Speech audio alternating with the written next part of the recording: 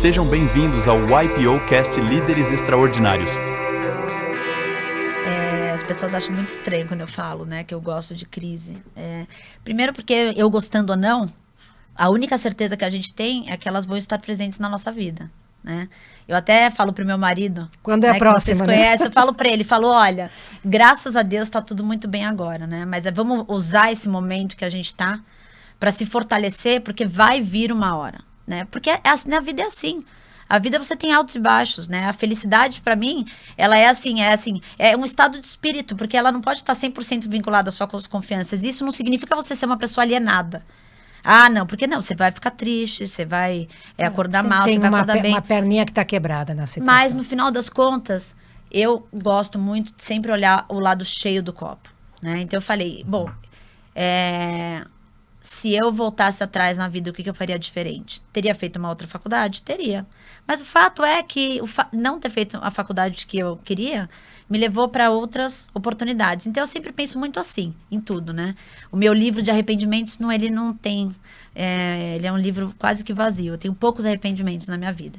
E eu comecei a conhecer o que era crise muito cedo, porque, como eu disse para vocês, a gente, com 14 anos, a gente era numa família, né, de empresários, e a empresa da família teve um problema e realmente, assim, do dia para a noite, a gente teve que mudar radicalmente o nosso padrão, né? E aí, para eu continuar, né, mantendo o mesmo ciclo de amizades, eu precisava fazer dinheiro, porque, assim, meu pai, ele nunca deixou faltar nada pra gente, né? Isso eu não posso reclamar. Mas, assim, o luxo, né, as saídas do adolescente, as viagens, tudo aquilo, eu ia ter que correr atrás. Então, eu comecei a trabalhar em loja, na Casa Cor, né, que minha mãe, ela era designer de interiores.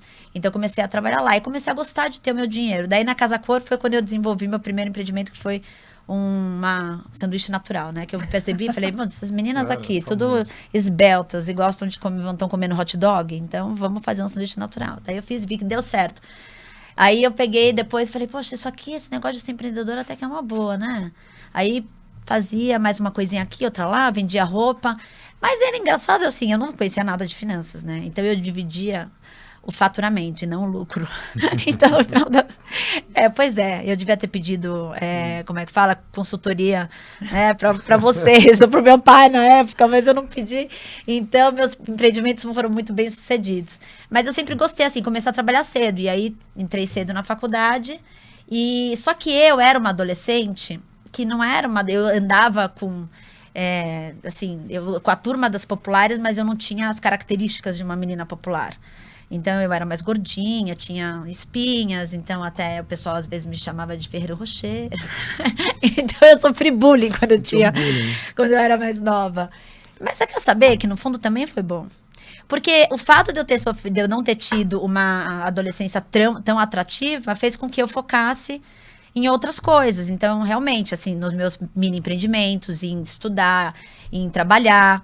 E eu acho que isso foi quando eu vi. Falei, bom, então é o seguinte, eu não vou deixar de ser gordinha do dia pra noite, não vou deixar de ter espinhas. E ela é magérrima. Entendeu? Hoje, né? E aí, então, eu preciso fazer. Então, assim, é o que temos. Então, vou pegar e vou trabalhar isso aqui. Então, eu começava a trabalhar em outras coisas, fazer cursos já desde cedo, né? Criava outros interesses. E eu descobri que trabalhar era algo que eu gostava muito.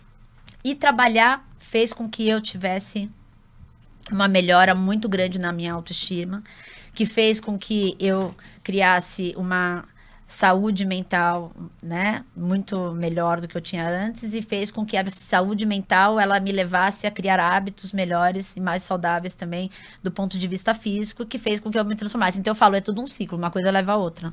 Para saber mais, acesse o portal exame.com e busque pelo menu do site pelo canal Líderes Extraordinários.